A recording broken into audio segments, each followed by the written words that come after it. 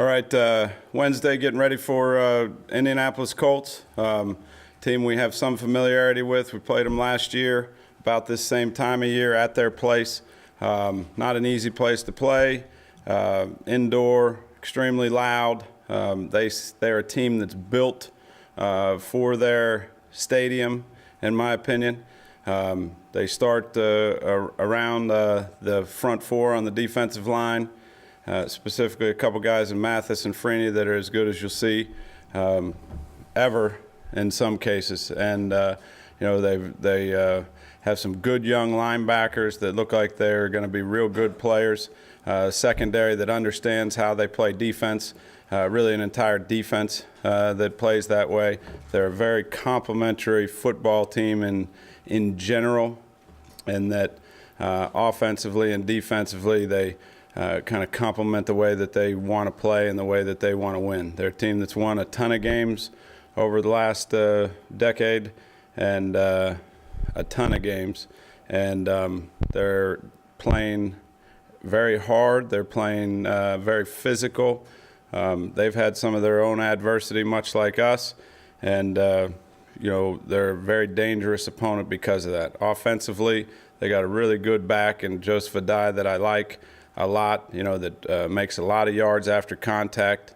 They run the ball very well on first down specifically. They're averaging close to 5 yards a clip. We got to prepare for a couple quarterbacks this week, I think, unless somebody knows something that I don't, in Painter and Kerry Collins, and we'll just, as the week goes on, we'll try to figure out how that's going to go. But as of now, we're preparing for two. They got as good a group of receivers in the league as there is, led by Reggie Wayne and Dallas Clark, Pierre Gausant, Austin Collie. They've got a really good group of receivers that can hurt you in a number of ways, and a young special teams group with a couple of real good kickers. So, this is a matchup that's going to be very difficult for us. We're starting the second quarter of the season. I think the guys are focused, ready to go to start the week, and they understand that we are a team that's got to continue to improve every day, and today is Wednesday, so we got to start that progress. Todd, looking back to when you got here, was there a guy that was on that roster you inherited, you maybe less expected to still be around and still helping you guys win games than Jackie Battle? Not counting Larry Johnson, of course.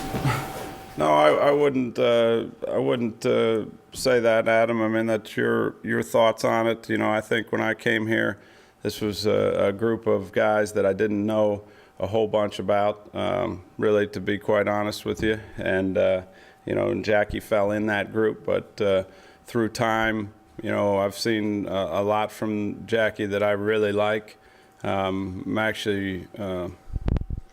I really feel good about where Jackie is right now. He's weathered some adversity himself through the first couple years, and he's a guy that wants to play, wants to contribute. He's been one of our best special teamers up to this point, and that's kind of been his calling card. But I know that he wants to be a running back and wants to contribute, and he's a guy I'm excited about. That's why he was in the game there at the end, and I thought that he did just a tremendous job of running the football the way he needs to.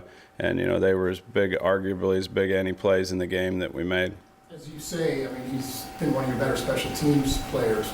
Is that why you kept him around, or did you kind of see there might be a day where he was going to help you as a running back as well?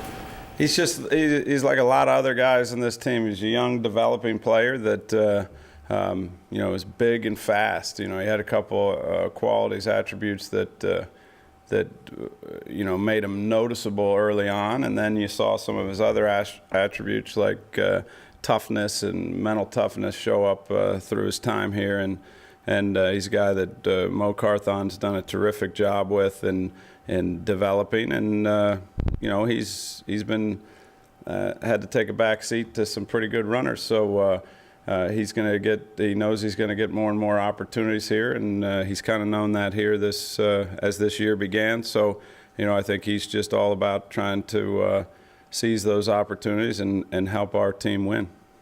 Is he the most would you say the most versatile back you have, in the fact that he could play fullback, you needed short yardage, he can catch, he can play halfback, he can play a one back?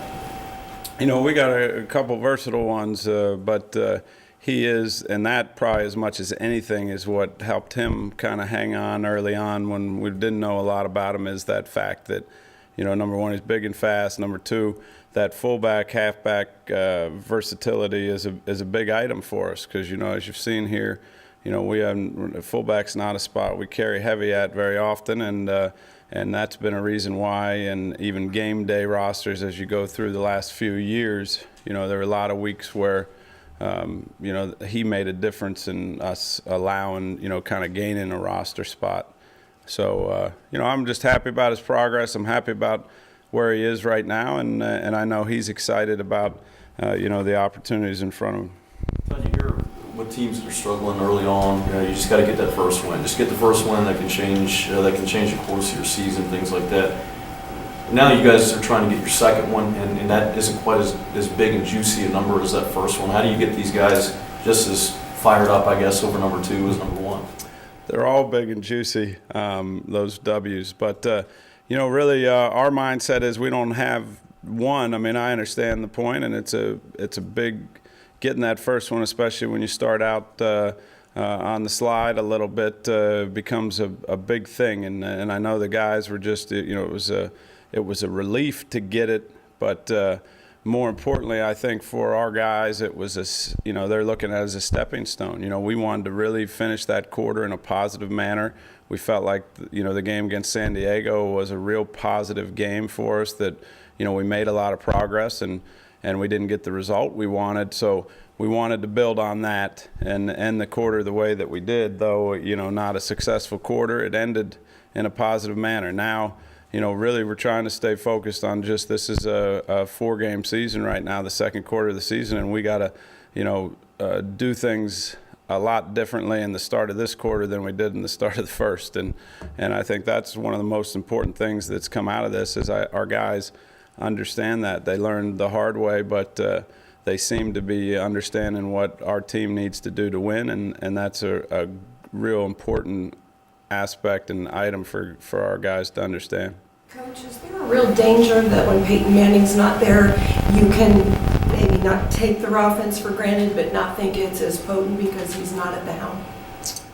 You know, I think that's something that as coaches you ponder about, but you know, our players, you watch this team, you can see they're a good team. They whoever's in there at quarterback, they do what the Indianapolis Colts have done for a number of years, and they're very potent when they do it. And you know, our defense is just trying to make progress, and now we got to go into a very difficult place to play against a team that, like I said, has won a ton of games, and we need to play, you know, a better game than we did last week, I think, to be in a position to have a chance to win. And that's going to start, you know, it's already started, but it starts today. And as far as practice goes, and I know our guys are excited and upbeat and ready to get at it. You talked about how excited Brandon Albert was about the game, the outcome, and so forth, and his celebration's got to be over because now you got another one coming. Yeah, and we talked about that pretty quickly after that. You know, we could enjoy that win for a brief 24-hour roll period, and then we had to be moving on. And like you said, I mean, you're as good as last week's defensive line was that we saw from Minnesota. You know, this is every bit more of that, and like I said, at home, it's even it even looks better.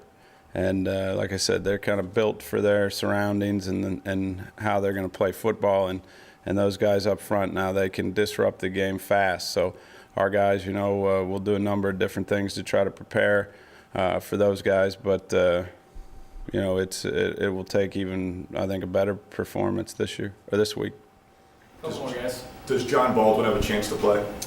Yeah. I mean, he's going to be out there practicing today, in what I hope ends up being a full, you know, with his teammates throughout. So as opposed to not being in some of the team stuff. So he's excited. You know, I know he's been really working hard, and I'm excited. You know, I wanna. It's hard to sit there on the sidelines and not get to do much, and this is another kid that really cares and wants to be in there trying to help. So we'll see just as the week progresses where he is. But you know, I hope to get him you know, reps in the actual practice. So that would be good. Is he going to have to play some special teams to get on the 46? Yeah, he'll be practicing some today. So that's part of the equation there for those guys, and we've been shuffling them a little bit. But you know, special teams is an area that we've got to continue to keep improving and make progress. And I think we've done a lot of good things, but you know, I don't think we're near our potential, and that's an area that we do need to play to the full potential on special teams. And he would, you know, be competing with a bunch of guys to be a game day roster spot if he's good to go by the end of the week. How does a player prove that he's ready to play? Not from the injury standpoint, but from missing the time, that he's mentally ready to be in the playbook, ready to run the plays, and what you need guys to do that have missed the time that John has? Well, you know, I think he's been being evaluated every day just like everybody else. His evaluation just been a little different, but, you know, it's been interesting, and, you know, because he's over on the other field most of the time, just having the play read to him of what the rest of the guys are doing on field one. He's on field two, you know, breaking his own one-man huddle or two-man huddle, because there's a coach in there giving him the play, and then running the play, run and pass. So, you know, that's kind of like his OTAs, I'd say. You know, he's just had a month of. So, you know, hopefully that accelerates where he is. And like I said, we'll just have to see where he is physically. But I know that he's in good condition, and I know that he's been really working hard. So, you know, I'm just excited that he's able to, you know, for his own personal self, to be able to get out there and start practicing again, you know, full on with his teammates. When you're preparing for the Colts offense, do you view Dallas Clark as a receiver or as a tight end? He's a tight end that really catches the ball well.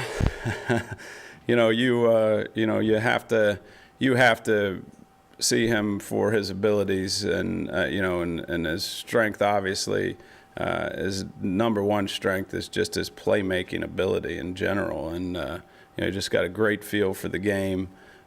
They rely on him heavily, and you know, he's just a great competitor that can hurt you in a number of different ways, and you know, you have to account for him, and like I said, a bunch of other guys, and they got a lot of really good players that can catch and run the ball. Accounting for the tight end has been, I don't know if problem's the right word, but certainly the first two games it was, and then 81 was really about the only consistent receiver they had last Sunday. Is that when you talk about not having Barry, having to adjust, and you know, that's something everybody's still getting used to? Yeah, I think for sure. You know, that's, you know, you see some of that result is that component. So you know, but the fact is, it's not, you know, the component's not going to change. So you know, we just need to continue to improve and understand how we have to play defense. Each player within the scheme and the way that we're kind of doing things now, and you know, we'll still game plan accordingly to who we're playing, but you know, there's been a slight adjustment in philosophy, and you know, we just got to keep getting better.